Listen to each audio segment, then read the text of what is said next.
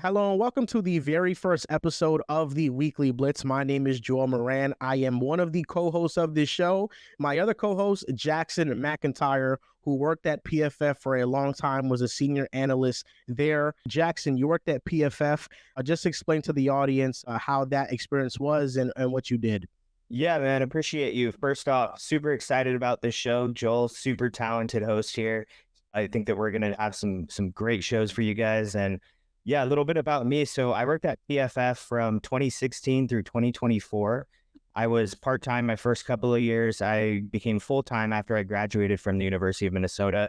So at PFF, I mainly had a coverage, quarterback, and receiver focus. I didn't dabble too far into the run portion of the game, but I was very, very locked into coverage and quarterback play. And I was mentored the first few years I was there by a former SEC defensive coordinator as well as a former NFL quarterback. That quarterback was Bruce Gradkowski, who's a currently an offensive coordinator for the St. Louis Battlehawks of the UFL. I hope maybe someday to get him on this show, but we'll see about that.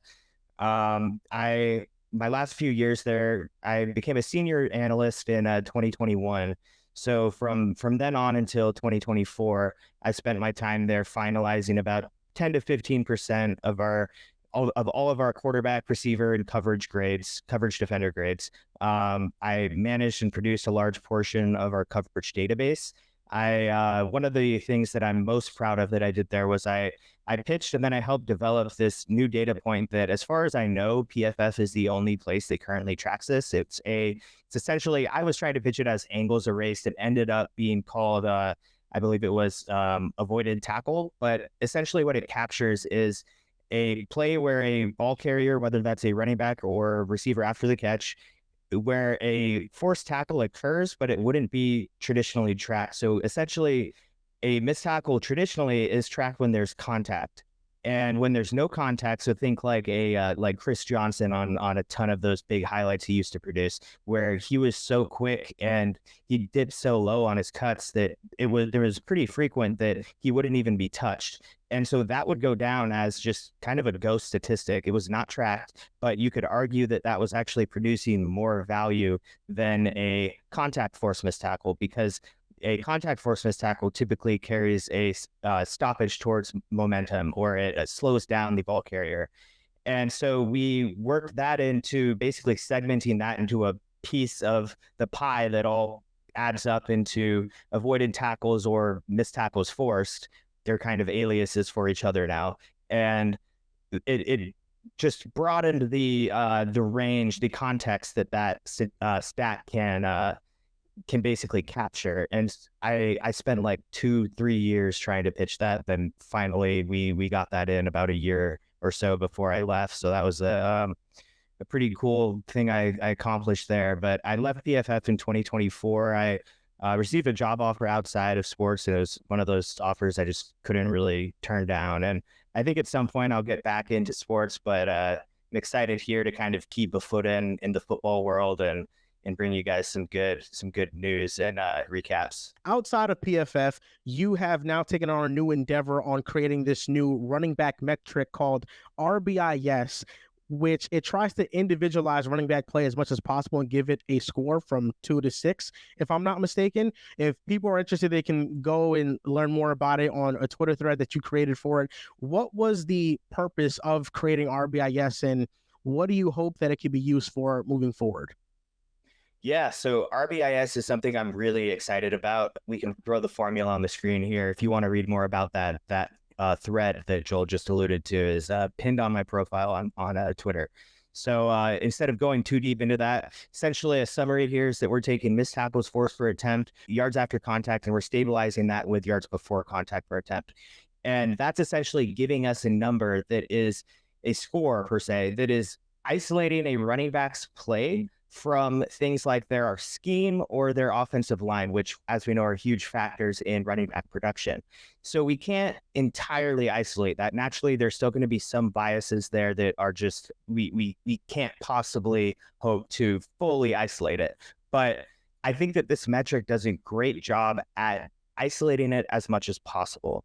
And I think that this metric is showing essentially just what the running back is accomplishing out there. So one thing that I've been using it for is kind of like a washed meter. So is a running back washed or not? We can see guys like Derrick Henry, who last year kind of had a down season if you're looking at attempts, yards per attempt, touchdowns, just holistically. And naturally, we as fans, the fantasy community, everyone with any kind of thought into the running back world wonders if these running backs are washed on a year-to-year basis, because they typically end up washed much younger than any other position. So Derrick Henry is a great example here that we can look at with RBIS, where in 2022, he had a 5.2, which was in the very good or great tier of the score. And then last year in 2023, he had a 4.9, which is, it's a very slight dip, but it's still right on par with what he was doing before. So for that, we can kind of say he didn't drop off here. He was still forcing a lot of missed tackles. He still had very good yards after contact numbers. So we can kind of attribute that to an offensive line or scheme issue. Whereas now with him going to Baltimore with the whole read option scheme coming up, and that essentially adds a whole extra blocker on the field, another gap that the defense has to cover. We can be pretty excited about that. And we can trust, I mean, unless he fell off over the summer, that he's most likely going to be a similar player that he was the last couple of years. And that player was still a high quality player. So that's someone where if we're Ravens fans, if we're looking to project the Ravens, if we're fantasy drafters wondering if we want to take Derrick Henry in the second round, this is a great statistic to use to help inform that opinion. And it also has, what I've noticed, it has an incredible eye test to metric correlation. If your eyes are telling you a player's good from watching the game, he's probably scoring a pretty high RBIS score. And a lot of that is because the whole metric is built on missed tackles forced per attempt and yards after contact per attempt. And those are the two things that, just as the viewer, when we see those things, we see a guy break a tackle, we see a guy carry someone 10 yards down the field, or break a tackle and run another 20 yards. That's 20 yards after contact right there. So it really goes in all together to form this metric that is very versatile, and it really has a lot of depth to it. I think already I have a wash candidate, and that's Alvin Kamara. Alvin Kamara looks very washed to me. I'm not sure what the numbers tell you about that.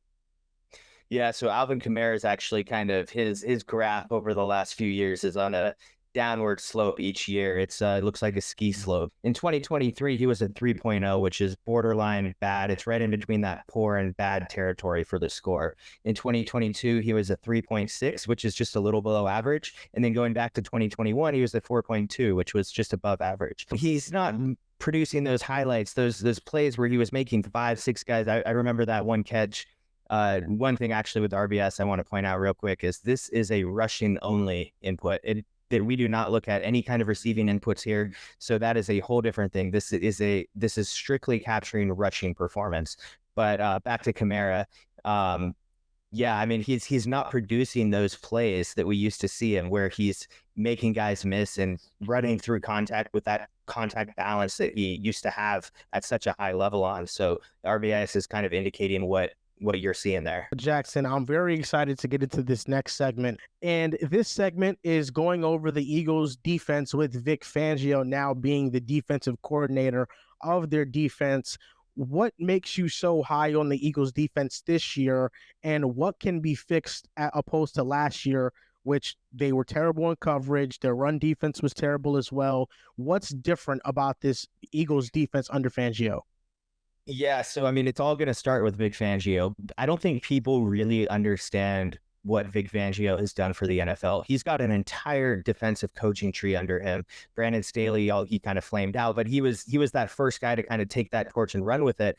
And Vic Fangio brought the kind of too high pre-snap scheme that we see Alabama or Nick Saban kind of brought to college football. And then guys like Kirby Smart, Jeremy Pruitt took that and brought it to other places. And now college football is essentially all quarters, too high, cover 6 type coverages. And Vic Fangio brought that to the NFL, and he's mastered that. In the last few years, we've now seen that almost 50% of passing plays are looking at too high shells pre-snap. in the NFL. Wow. And so this is a coverage that has really taken the league by storm. It's a zone matching type principle coverage. And Vic Fangio is now taking this Eagles defense, who's completely retooled with Quinion Mitchell, and then one of the steals of the draft with Cooper DeJean in the second round. Both guys who are going to be excellent in this Vic Fangio style too high shell coverage. And they brought in CJ Gardner-Johnson. They've still got Reed Blankenship, who's a solid safety there too, and obviously Darius Slay as well. So he's got some weapons here. I think that Quinion Mitchell is going to be really good as a rookie. I think that what's his name? Cooper DeJean? Cooper DeJean as well. Yeah, I think that he's coming into the league ready. Like that Iowa defense, like zone, like he is locked in. He's smart. He's got like the hits. He's got everything that you need to excel in Vic Fangio's defense. And Vic Fangio handpicked these guys for a reason. You've got obviously like that D line now. They paid Bryce Huff, great pass rusher. Josh Sweat, Nolan Smith is entering his second year. He lackluster year last year, but I like his potential a lot, especially as like a rotational pass rusher now. Obviously, you've got that interior, Jalen Carter, Jordan Davis. I think that all these guys are likely going to see a big step. Nakobe Dean as like a pole runner, middle of the field, like ball hawk, like he's going to be utilized better than he's ever been in Vic Fangio's defense. And that speed, that range that he has, you can do a lot in these zone matching type coverages. They paid Devin White. I thought that was interesting. He's kind of been a bad player his whole career, but he's got the tools. And I think that's what Vic Fangio liked about him, is he's rangy. And if Vic Fangio can kind of tap into that mind of his and help put him in those positions that he needs to be in, and as they're transitioning schemes here, and then also as obviously Devin White's joining a new team. But I think that it's one of those signings where you take a guy who's raw, but the physical traits are there, and you can't teach that, but you can teach him to be in the right, drop to the right spots and read the right routes to pick up what needs to be picked up. And I think that's kind of the bet they're making with him. And I'm really looking forward to seeing that. I think the Eagles hedged on some good bets this offseason. After last offseason, their two new coordinators did not pan out. Sean Desai and then replaced by Matt Patricia. They were disasters. And offensive coordinator Brian Johnson never was able to really implement his offense because of Nick Sirianni not wanting it to be a certain way. But he also flamed out. I think this offseason, Kellen Moore is a proven good OC. Vic Fangio is a proven good DC. My reservation with Vic Fangio is that it takes time for these defenses to be great right away, and usually they're not. And also, while the secondary, I agree, it went through an overhaul, and I think that they're going to be much better. When we talk about offenses seeing too high shells pre-snap, you're also talking about defenses being lighter. And when defenses are lighter, you really have to trust your front four, your front seven, to stop the run. And Bryce Huff is an elite of a pass rusher, as I think he is. He's a liability against the run. So for me, in taking away the pass, the Eagles very well are still probably going to have a bad run defense, because I don't think they have the personnel to really turn things around in that area. Yeah, so the Fangio style defenses kind of rely on like a gap and a half concept from their interior defensive linemen. And that's essentially that because we've got one less defender in the box, the interior guys are going to have to account for their gap and then also shading back a half gap if the run's cut back. And theoretically, I mean, there might not be a two better duo on the interior than Jalen Carter and Jordan Davis here who can do that. And Jordan Davis is that guy who he was drafted to eat up double teams. Like he's done that. I think that he's got another gear. And Jalen Carter is another guy who like can do that from the 3-tech spot, which is a huge advantage to have. And I think the run D is going to start there. And because of the emphasis on how they need to hold up in their gaps now, whereas before I don't think that it was quite as emphasized, whereas Fangio is going to come in with far more attention to detail on that and nuance put towards that, I think that we're going to see an improvement there personally. Now, previewing rookie quarterback situations, we have 4 quarterbacks that are likely going to start this year. Drake May is not going to be the week 1 starter. Jacoby Brissett is going to be that. Previewing these rookie quarterback situations, we have 3 week 1 starters: Caleb Williams, Jaden Daniels, and Bo Nix. Caleb Williams, let's start with him. How do we expect him to look? Generational. I mean, there's going to be some picks. There's going to be some plays where he's throwing right to an underneath defender. It's going to happen, and it's fine. He's year one for these guys with these big arms in these new offenses. A lot of it is learning what they can do and what they can't do in the NFL. And you need to experiment to learn. And I think that we're going to see so many. I mean, we've already seen just in the preseason some phenomenal highlight throws. That one where he's rolling left and he flips it 40, 50 yards downfield to Roma Dunze, who I think is also going to help Caleb Williams a lot here. But the Bears did a great job of setting him up with talent. He's got a 3D receiver room, assuming that Keenan Allen hasn't completely fallen off the face of the earth like some people seem to think. He did gain some weight, but I think he's still going to be a weapon out of the slot. But I think Roma Dunze is a stud. Like, I think that Roma Dunze has a higher chance to lead the Bears in receiving yards than he does to be third in receiving yards. My money would be on DJ Moore being the top guy this year, but I think that Rome is easily going to be that number 2 guy, and don't be that surprised if he's the number 1. I think that their offensive line is mostly a work in progress, but Braxton Jones, Tevin Jenkins are pretty solid. They brought in Nate Davis recently, or no, they brought in Ryan Bates recently, who's a decent kind of journey center. We'll see. Yeah. But it should be all right. I don't think it's going to be terrible unless they start dealing with injuries. And I think that's all that Caleb's going to need. And I'm really excited to just see some of these dimes that he's dropping, because the big time throws are going to be jumping off the screen. I mean, this is the best rookie quarterback situation that we've seen probably ever. I think the offensive line is fine. I don't think it's going to be great. I don't think it's going to be bad. I think it's going to be fine. And the receivers I'm really excited about. I think Roma Dunze has a higher ceiling than DJ Moore personally. Not for this year. I'm talking about long-term and their outlook and how good I think Roma Dunze can be. I think Roma Dunze is that good where he could be one of the best receivers in the league. I'm very high on him. But that's one of the best situations. Their defense is going to be somewhat good. Their secondary is awesome, and they're young. I'm excited to see Caleb. Yeah, and jumping in real quick, I think it's recognizing what the Bears did, where receiver is like the second highest average per value position among like the top contracts in the league now. And to pair Caleb with Roma Dunze at 9, who really could have been a fringe top 5 guy in a year without as much quarterback talent at the top.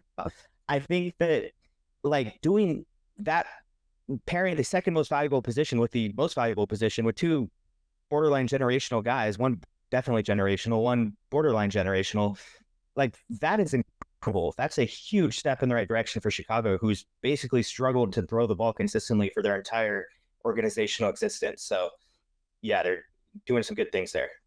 On to the next quarterback, Jaden Daniels.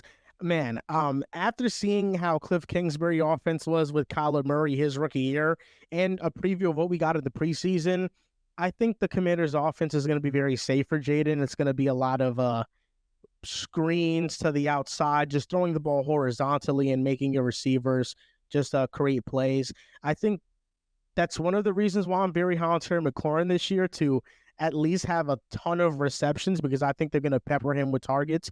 But with Jaden Daniels, I just want to see this year how he's able to handle pressure. In college, I thought that was his biggest weakness coming out as a prospect, how he handles pressure, not standing and delivering in the pocket. also did not throw to the middle of the field, like statistically, not that much. So that's another thing I want to see. But in Cliff Kingsbury's offense, that can very much as well be limited because he didn't do it much with Kyler Murray. But I think Jaden is in an okay situation. I think the offensive line is a work in progress. It's not as bad as last year's unit. They brought in some veteran talent, and I think Terry McLaurin and maybe Diami Brown can thrive in this scheme. McLaurin is always a steady hand, and they brought in a lot of defensive additions. The Commanders are one of those teams where I wouldn't be shocked if like they're better than we think just because they got a influx of new veteran talent to join their team in the offseason. Yeah, I'm cautious about Kingsbury's offense a little bit. I think that it's kind of had a tendency in the past to be neutralized by teams with athletic safeties and linebackers. Those Cardinals teams, when they ran into a good defense, it was ugly for the entire game. And one game that stands out with that Rams Cardinals playoff game where they could not get anything going. And I don't think there's enough movement. I think it's a little too collegey, and he's seemed resistant to evolve. And that's what concerns me. But it is a good fit for his offense. I mean, Jaden Daniels is his guy. And I think McLaurin is going to see a career year. I personally am pretty high on Diami Brown. I think he's going to run away with that number 2 job. Luke McCaffrey is kind of like everybody's sleeper, but I think Diami is going to be that number 2. And I think we're going to see Jaden Daniels in some close games. It's a solid defense. It's not a great defense, but it's a defense that can hang in there some games and keep those games close. Where if the Commanders' offense isn't putting up too many points, we can see some close, low-scoring games where you can really see what Jaden Daniels can do late. And I think those are going to be some big development opportunities for him going forward. Bo Nix, this is interesting because you made a thread of Bo Nix's film against the Colts in his first preseason game, and Broncos sort of didn't appreciate how much you were nitpicking his footwork, even though the quarterback like that. JT O'Sullivan. JT O'Sullivan said the same thing about his footwork, but I thought we saw some improvement. Do you think that Bo Nix's footwork improved game to game in preseason? Do you think that you're higher on him coming out of the preseason, or it's still a very much a wait and see for you? So Bo Nix to me is a project to get to Brock Purdy, and that's not I'm terrified to pay Brock Purdy. So I think he's got a high floor but a low ceiling, and he's going to be better than people expect initially, but I don't think that's going to get to a point where we see him being a guy that really lifts up an offense. And yeah, the footwork was scary. He's the most experienced college quarterback ever, and he was losing his platform underneath him with no pressure. He was sensing ghost pressure. He was throwing with his feet shuffling forward in that first game. It was ugly. And in that second game, he did make some improvements. I believe he only threw 9 passes. 7 of those 9 were for 5 yards or less. He did hit a couple down the field for some big first downs. I think that he's going to be decent as a rookie. He'll have some good games. They'll win some games. He's not going to make too many mistakes. Sean Payton is a great guy to have in your ear. And I thought it was a reach. I don't think the talent matched where he was chosen. I personally had Spencer Rattler just barely higher.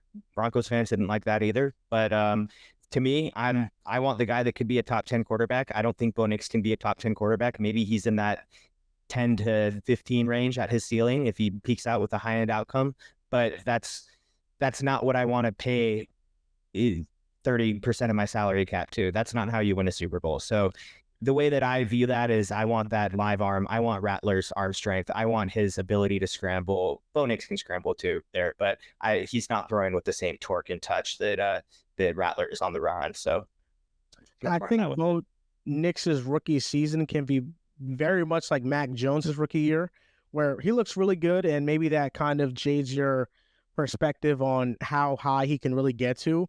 But with this offense, with Sean Payton, Courtland Sutton, a great offensive line, what I think should be an improved running game, he's in an excellent position to succeed.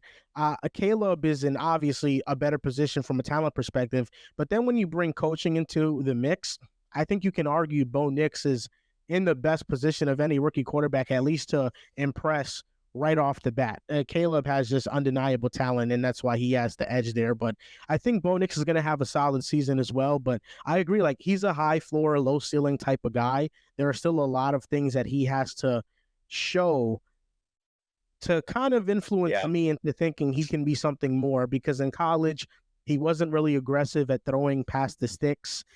In the preseason, his A dot was really low, and I mean, we just saw Sean Payne be able to mask a pretty terrible Russell Wilson with great numbers, and I can only imagine if Bo Nix has the same numbers, how crazy people would be going for Bo Nix. Even if it could look the exact same, though, and that's the thing, is it can look the exact same, but just because he has those numbers, people will buy into he's more than what he's showing. Yeah, and Bo Nix had some excellent numbers under pressure at Oregon, but the part that people miss out on that is he was not pressured very much at Oregon. The sample size was small, and that matters a lot. And he is going to have that good offensive line, and he's going to have scheme on his side. But the weapons are a little bit questionable, and we'll see. But yeah, I'm in full alignment with you on that. The first game of the NFL season is this Thursday, Ravens at the Chiefs.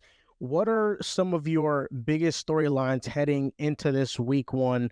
What are you looking out for? You can name three, then I'll name three. You can go first. Yeah, so Derrick Henry, how does he look in this Ravens offense? I think that he's going to look great. I think this is the best position he's been in his entire career. Again, referencing back to what I mentioned earlier about the whole read option thing, that's adding a gap that the defense has to account for Lamar Jackson essentially as an extra gap that the defense has to play. And that is going to give Derrick Henry so many lanes. He's going to see, like, if he avoids injury, I think we might see him revert back to that, like, 2020, early 2020s, 2019-ish Derrick Henry, whenever he was hitting those 2,000-yard mark, or in that range. So that's the first thing I'm watching. I'm looking at Xavier Worthy. Marquise Brown is out. I imagined that Brown would come into the year as a starter and Worthy would be right behind him. They're very similar skill set.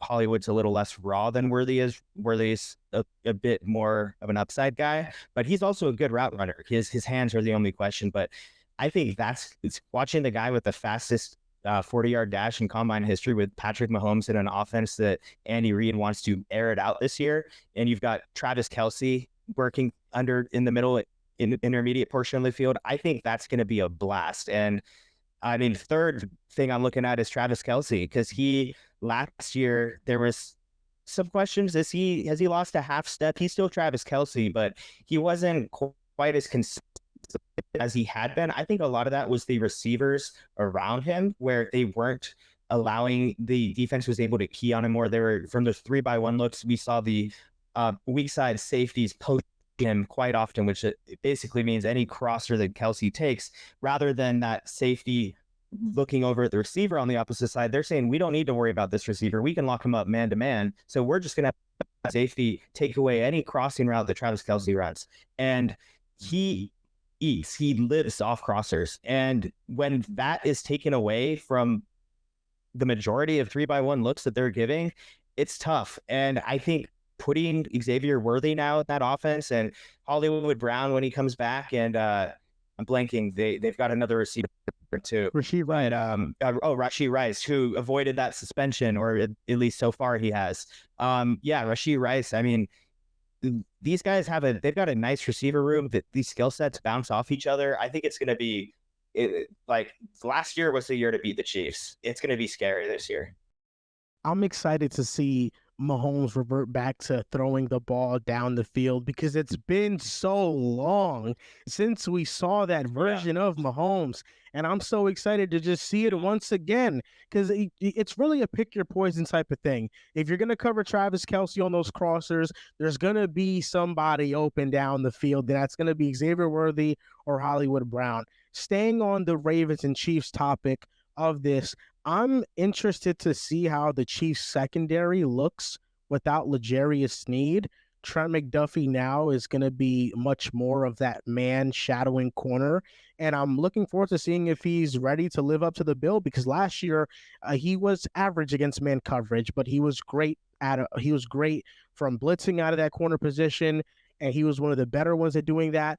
And now when you have him, or you move him from that spot to now be on the outside, who takes that role, or does somebody else step up?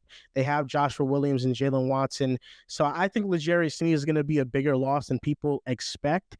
And just to stay on the L'Jarius Sneed point, I'm very excited to watch this Titans defense. I think the Titans defense has a lot of talent. They faced the Bears week 1, and I think that's a potential upset alert just because of how great their secondary is. I think they match up with the Bears receivers very well. And that is, a matchup that with an aggressive Titans defense, who they adopted Mike McDonald's scheme, who defense coordinator for the Titans now, comes from that tree. There's going to be disguises. There's going to be a lot of blitzes with Ernest Jones trying to get pressure on Caleb. And I think it's just one of those bad matchups week 1 for Chicago, where the Titans could sneak up on them and they could win on the road. And then my third one is the Bills offense without Stephon Diggs. It's kind of like the opposite of Kansas City and Mahomes, where Mahomes is getting weapons added to his team after 2 years of not having many. And Josh Allen, after years of having a lot of weapons, is now coming into the season with less at his disposal than he's ever had before. And I'm interested to see how the Bills are going to look. I'm looking forward to Atlanta's offense. I think Kirk Cousins is going to ignite them. I think that Drake London is going to see one of the craziest year-to-year receiver seasons that we've seen in a while. Obviously, Ritter is the opposite of the fantasy producer or yardage producer that Kirk Cousins has been, where he was just an absolute yardage engine for Justin Jefferson and Jordan Addison and TJ Hawkinson in Minnesota. I think that's going to be brought over. I think Kyle Pitts is going to have a great year. I think that is Jamar Chase going to play? That's a huge thing right now. I think he is, where he's 2 years away from the contract being up, whereas most of the time you see this in that year before it's up. So I don't think he's going to hold out, but it's getting dangerously close here. So that's something I've got my eye on, as well as Trevor Lawrence and Brian Thomas Jr.'s connection. I've said that I think that Brian Thomas Jr. is going to be an upgrade over Calvin Ridley, and I'm curious to see if that's going to be the case from week 1, or if that's going to be more of a mid-season thing, but I'm pretty confident in that coming one way or another. The last thing that I want to get in here about week 1 things we're looking forward to is the Brazil game. The Packers are coming off a red hot second half of the year. They won a playoff game. And the Eagles are coming off a total disaster second half of the year that they want to forget about. They lost in the playoffs. And this is the tale of two teams that are coming off of different type of momentum shifts later on in the season. For the Eagles, if they win this game, it's the Eagles are back and you don't have nothing to worry about. And it's the Packers, oh man, were they just a fluke down the stretch? If the Packers win, we're going to be saying, oh man, this team is probably serious. And we're going to be talking about the Eagles in that negative light. Oh, are they just the same team we saw from the second half of last year? So that game is a very interesting game for all the storylines attached in that game. We get to see that Packers offense against the Eagles defense that I talked about earlier. So yeah, it's going to be fun. Now, This is going to do it for the first episode of the Weekly Blitz. Our next episode will be releasing next Tuesday morning. After all the week 1 games have finished, we have watched Monday Night Football. We're going to record that night and then release on Tuesday for your guys' commute. But what you can expect on this show is weekly recaps, RBIS scores, spotlights on rookies, and just biggest takeaways from that given week. I'm very excited to start this show with Jackson with all the football expertise that he brings. So thank you guys for listening and or watching. Make sure you guys subscribe to the Clips channel. The link will be down in the description below. Make sure you guys subscribe on Spotify and Apple Podcasts, wherever you guys get your podcasts. Thank you guys for listening and or watching, and we'll see you guys next time.